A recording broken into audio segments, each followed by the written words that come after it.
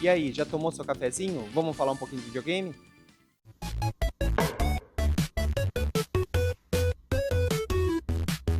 Hoje eu melhorei um pouquinho o setup, coloquei o microfone aqui mais perto de mim. O Bowser tá me dando uma ajuda segurando esse microfoninho aqui. Vamos ver se o som fica legal, porque vídeo com som baixo não é legal, nem com som com baixa qualidade. Então vamos lá? Hoje eu vou falar um pouquinho do último jogo que eu zerei, Castlevania Lament of Innocence, que é um jogo para o PlayStation 2 de 2003 e é o primeiro jogo na cronologia da franquia Castlevania, ou Castlevania, ou Castlevania, o jeito que você se sentir legal para falar, você fala aí, tá de boa.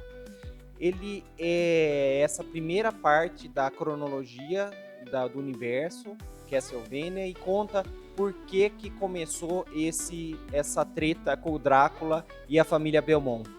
Mas vou falar um pouquinho o que antecede a esse jogo, não na história, mas na produção. Esse game ele tem 3 nomes importantes da indústria dos games, né? Que são, eu vou pegar minha colinha aqui, Koji Igarashi, Ayami Kojima e Michiru Yamane. Por que esses 3 nomes são tão importantes para a franquia, principalmente, né? Para a indústria também? Porque eles estão envolvidos com outro projeto da Konami que se chama Castlevania Symphony of the Night. Eles estão ligados a esse projeto também.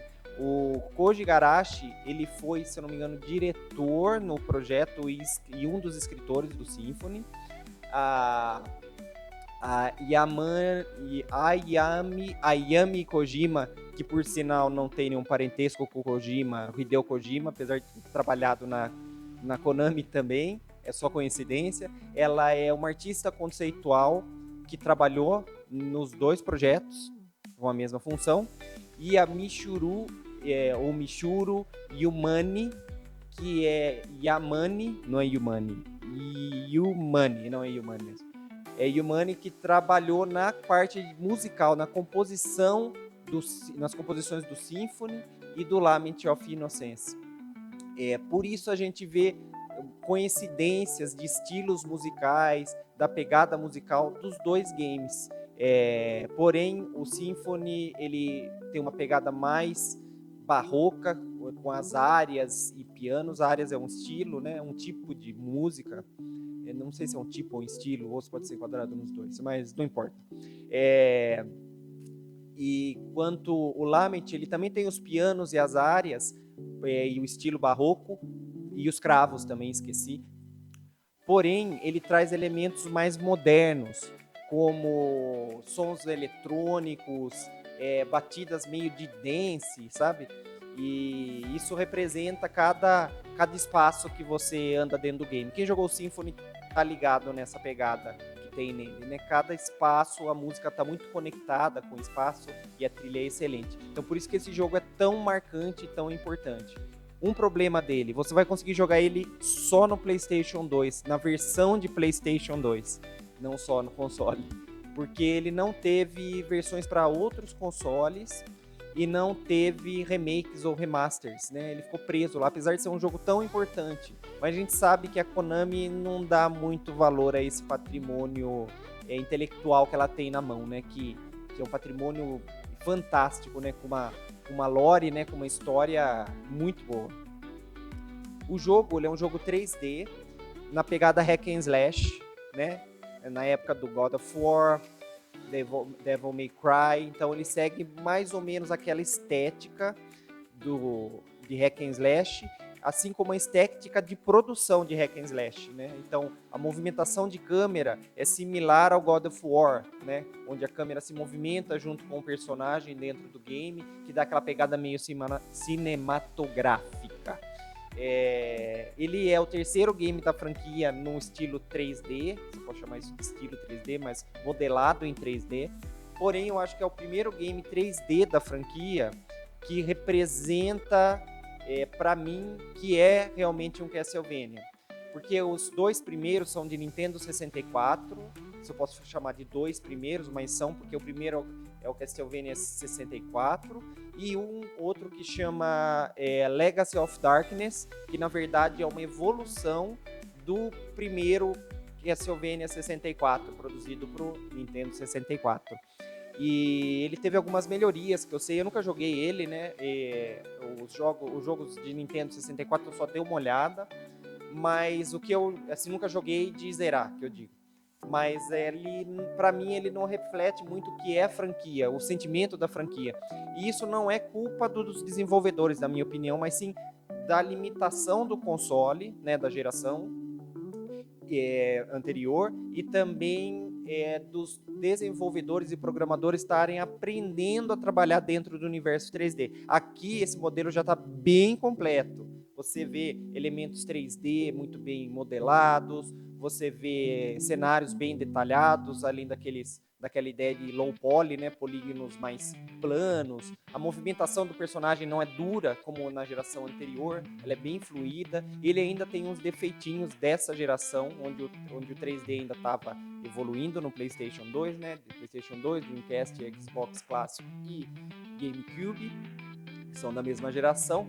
Eles ainda têm aquelas coisinhas que faltava chegar ainda, mas ele já representa, que nem se tivesse pegado o Symphony e transformado ele num game 3D. Esses pequenos problemas de jogabilidade, algumas coisinhas eu vou deixar mais pra frente. Primeiro eu vou falar da história, mas sem dar spoiler pra vocês, que vocês têm que jogar o jogo, porque o único spoiler que eu vou dar é que o jogo é bom. O game, ele é um prólogo da franquia. O que é o prólogo? É o começo de tudo mesmo, como tudo começou. Ele explica que jeito que os Belmont, o clã Belmont, entrou nessa treta com o vampirão, com o Drácula e com as forças da escuridão, né? Que ele batalha tanto. Então, o básico, que é assim uma introdução da história sem estragar para vocês, é que ele vai resgatar a noiva, a amada dele. Eu não lembro se ela é noiva ou não, ou se eles já são casados, mas daí você vai descobrir lá, tá? Ele vai resgatar ela porque ela foi sequestrada. Mas ele não entende ainda essa ideia de vampiro e forças da escuridão. É um negócio que ele tá aprendendo. Ele é um bebê nesse universo, né? E nos jogos, na cronologia mais pra frente, já tá tudo entendido por eles. Então, nesse caminho, ele sabe que ela tá num castelo lá, que acontece uns rolê meio exótico, e conhece um cara na entrada do castelo, que vocês vão conhecer no começo, então isso não é spoiler, que vai te dar uma ajuda, que é o Rinaldo, ou Rinaldo. E ele vai te dar uma arma que você pode enfrentar esses inimigos, porque eles não são inimigos normais, que é um chicote. Mas não fique empolgado, porque ainda não é o chicotão que a gente conhece lá, o Vampire Killer, né? Que acompanha a franquia por aí por centenas de anos. Ele é um chicote que tem umas habilidades. Você vai entender o Vampire Killer durante a sua jogatina, que eu não vou te contar como. Mas você vai usar esse chicote, então você segue a jogabilidade do chicote dentro do castelo. A porta abre, você entra e você já entende que você vai ter que seguir aquele princípio de derrotar os subchefes para poder chegar no chefe final e então conseguir o seu objetivo final.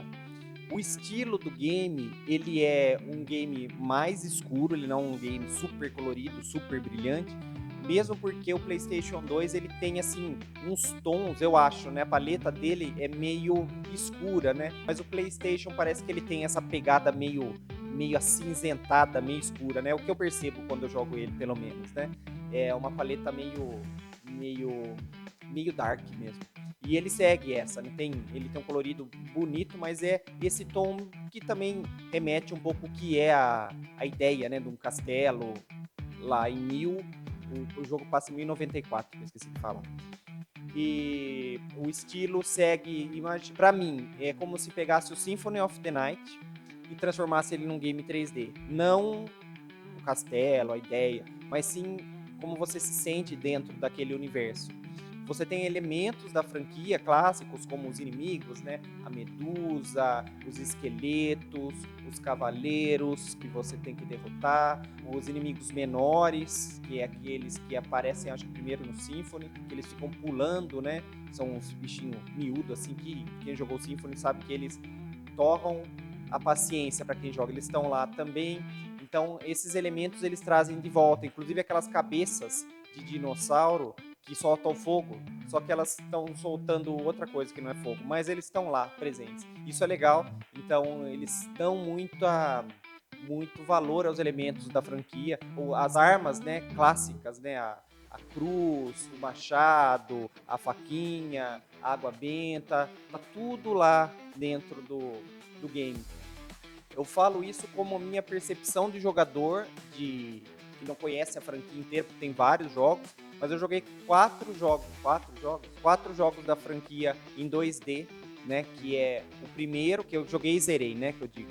É o primeiro, de 1986, depois o de Super Nintendo, Super Castlevania 4, se eu não me engano. 4. O Round of Blood, não a versão de Super Nintendo, mas a versão de PC Engine, que é muito boa, também recomendo para quem curte. Trilha sonora excelente, por sinal. E a gameplay é top. E o Symphony of the Night, que foi o último que eu zerei, a versão de Saturn. Para quem acompanha no Instagram, deixa o seu like, o joinha, e se quiser, vai lá no Instagram para ver a gente. Não esqueça de se inscrever se for conteúdo também. Mas continuando, dentro desse universo, o que eu conheço são esses, que eu conheço inteirinho, de começo ao fim. Então ele segue esses elementos que você se identifica jogando ele, né? Como que aparecem as barras, como você tem aqueles corações clássicos da franquia que não aumentam a sua saúde, né? Porque você precisa comer frango para aumentar a sua saúde. Mas nesse você tem as poções também, né? Para aumentar a saúde do personagem. Você tem a lojinha que você usa no Symphony, mais ou menos no jeitão, né? Você vende umas coisas, coleta dinheiro na mansão para comprar outros elementos, armas, acessórios, poções que vão te ajudar a recuperar o sangue, recuperar aquela barra lá que chama, acho que é MP, se eu não me engano, que é para aumentar a sua energia para fazer os feitiços. Então você tem todos esses elementos neste jogo, então você se identifica muito com ele e os que você jogou antes em 2D. Mas vamos falar um pouco da gameplay. A gameplay dele é boa, pensando que é um jogo do PlayStation 2, que é uma geração que ainda tinha aqueles elementos que eu falei que ia falar para vocês, que é, por exemplo, salto. O salto do jogo é meio estranho. Então, quando você precisa alcançar uma plataforma para pular e agarrar, ou tem umas partes do game que você precisa grudar o chicote para poder pular, é ruim você pegar o gap e o pulo, o espaço certinho onde você tem que cair e bater o chicote, porque o 3D ainda lembra um pouco até o Crash de PlayStation 1, que você não tem certeza onde você vai cair a hora que pula. Tem até um trecho do jogo que é legal, que parece o Crash.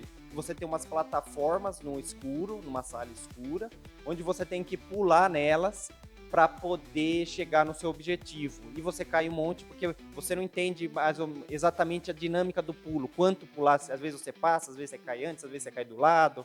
E aquele 3D que ainda faltava aquele tiquinho para chegar, né, onde estava. Você também tem umas partes que você pula num switches e abaixa eles para liberar umas coisinhas que vão abrir uma porta para você dentro do mapa. E às vezes você não consegue acertar essas plataformas que você pula em cima. Você pula para frente, você pula antes, você tem que pular em cima e não dá para você agarrar e subir nelas. Você tem que pular. E o pulo que eu falei é meio estranho. A outra coisa legal, esqueci de falar, ele tem pulo duplo, que quem gosta de games sabe que tem pulo duplo, o jogo é bom. E ele tem mapa, que lembra muito o mapa do Symphony, por sinal. Que é aquele mapa azul, que você vai explorando e vai abrindo as áreas. Ele segue mais ou menos essa estética, então você se orienta bem dentro dele. As batalhas não são tão difíceis contra os inimigos, raramente você vai ter dificuldade para matar um inimigo, se você pegar a manha. Tem um outro que é mais chatinho, porém, como a câmera é cinematográfica, estilo God of War, dependendo do canto que você se movimenta do mapa, a batalha fica mais difícil de você se localizar e atacar, né? A câmera atrapalha um pouco, porque você não consegue mexer nela como nos jogos modernos. Você tem defesa e consegue ter esquiva, que você usa muito mais, para mim, pelo menos eu jogo muito mais com a esquiva do que com a defesa. Você tem os movimentos de parry também com a defesa, mas eu gosto muito da esquiva. A esquiva é o que eu mais usei para derrotar os chefes, inclusive no chefe final mesmo, a esquiva é muito importante para você conseguir ganhar dele e zerar o jogo. E só que o ruim da esquiva é que você é uma combinação de botões também. Em vez de ser um botão só, como nos jogos modernos 3D, a esquiva, você faz uma combinação para o personagem conseguir desviar ou rolar. Então isso aí às vezes enche um pouquinho o saco, porque às vezes vai fazer esquiva e faz um movimento de pulo, que é o mesmo botão, se eu não estou errado.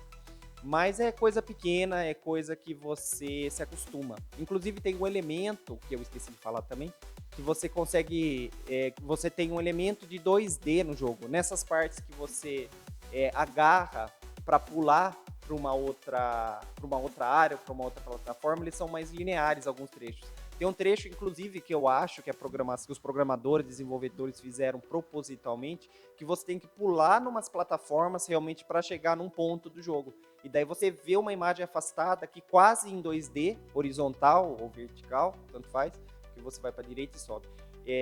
Que me parece uma referência aos clássicos jogos de plataforma da franquia. Então isso aí eu curti muito. Outra coisa legal são os segredos. Ele tem áreas escondidas, tem armas escondidas, tem, eu não lembro se chama relíquias, eu acho que é relíquias, eu esqueci.